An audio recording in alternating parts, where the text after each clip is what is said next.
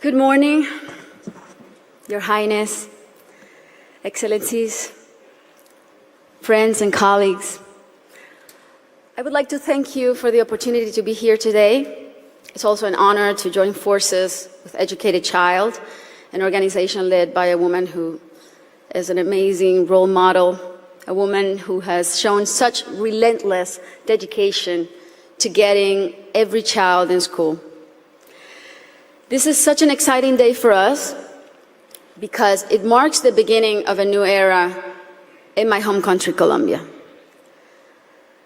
Most of you may know me as an artist, as an entertainer, and that's indeed my calling and what I've been doing since I was 13 years old. But I never would have imagined when I started out that my work as an artist would end up being the vehicle for me to serve my greater purpose in life of working towards eradicating poverty through the power of education. As a Colombian citizen, inequality is a concept that sadly one becomes very familiar with at a very young age. It's a country like many others in Latin America where a few have a lot have almost nothing, and where if you're born poor, you will almost certainly die poor, and where people don't access equal opportunities. And because of that, generation after generation after generation live trapped in the same vicious cycle fed by prejudice and inaction. Growing up in my country when I was around 8 years old, I remember I saw kids my age who, instead of being in school, were already working in the streets, were barefoot in the park, kids like me, whose reality was completely different than mine, only because of the circumstances into which they were born. It was really hard for me to accept that something so unjust didn't have a solution. There had to be something that could be done. So I often asked myself why the adults around me were so resigned to the fact that these kids, who were just like me, or even their own children, were living in a parallel reality so different and so cruel. As Kofi Annan put it, poverty is intolerable in a world of plenty. So as soon as I had some success, the first thing I wanted to do was to invest as many resources as I could into what later would become the most meaningful project of my life, working for children. So I set out to find a team of people who dream big and worked hard and thought like me to help me right the wrongs that I had witnessed throughout my entire childhood. And that's when our foundation, the Barefoot Foundation, Pies Descalzos Foundation, was born.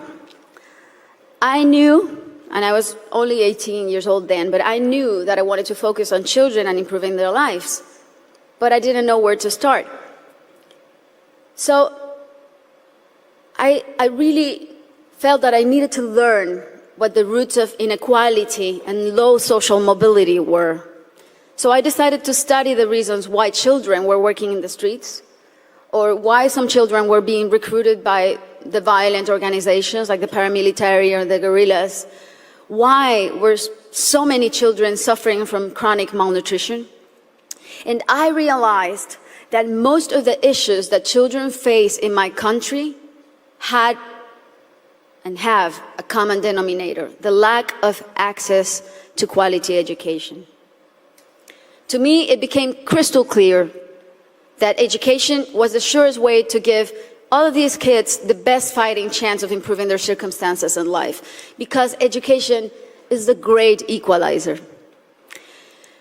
When I started building schools in Colombia, we chose the most remote areas where there was literally nothing, no infrastructure, no paved roads, no electricity, no potable water.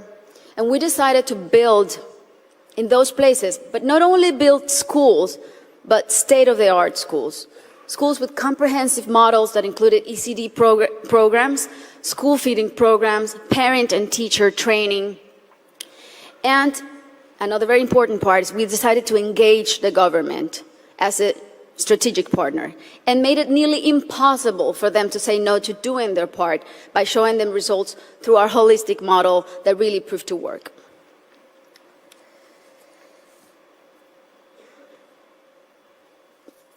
We noticed that as soon as a school is built in those places, everything is transformed. The improvements to the infrastructure were jaw-dropping. Electricity, potable water were made available, made accessible. Roads were paved. Malnutrition plummeted. But the best part of all is the academic results. The kids really responded academically. And now those kids who could have been recruited by the guerrillas or paramilitaries, or that could have had a completely different outcomes for their lives, they're now on their way to the university and thriving in their communities. Some of them are athletes, some of them are professionals.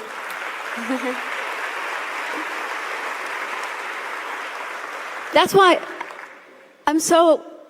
it really is a thrill to work for education. That's why I'm so passionate about it, because I've really seen results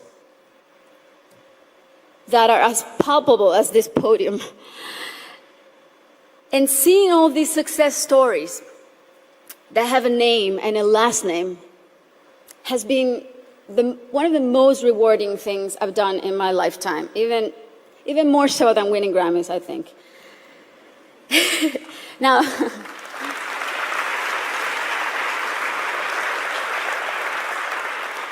that said, our work is far from being done. Many developing countries are still rife with inequality and internal conflict, and there are a lot of kids who still need to be reached.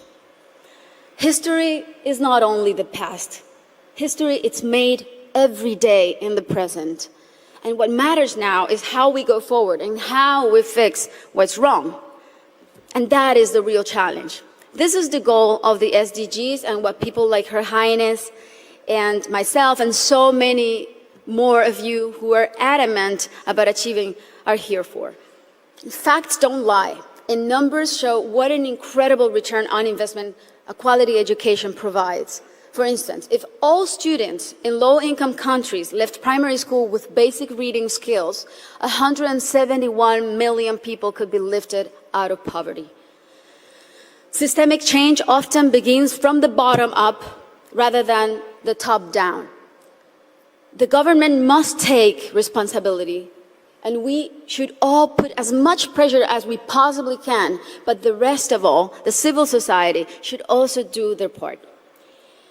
What we have discovered, both at Pies Descalzos and Educated Child, is that many times only one single barrier to entry, such as no access to transportation or basic needs like a functioning bathroom, can prevent a kid from attending school or even put them at risk of dropping out. Sometimes all it takes to change a child's life is the security of a hot meal in school or the ease of being able to hop on a bus that will leave you safely at your classroom's door. It's as simple as that. And these are simple interventions, and they don't cost a lot. The biggest effort really is in mapping the communities, in going door to door, searching for the out-of-school children, talking to the parents, talking to their families. Giving a name and putting a story behind these children is the first step to start rewriting their story. Over the next 3 years, we pledge to get 54,000 kids who are out of school or at risk of dropout into the educational system. Ultimately, more than 295,000 people will benefit from this project, including children, teachers, families, and community members. New schools and classrooms will be built. School kits and uniforms will be distributed. Children will be enrolled in school, feeding and transportation programs. Teachers will be trained in strategies and in how to identify those students who are at risk so they can receive psychosocial support. And we are extremely confident that this partnership is only the beginning. and will be the model to replicate throughout my country until not a single child is out of school. This is our responsibility. Thank you. This is our responsibility to our children and our debt to fulfill for the generations to come. Thank you very much.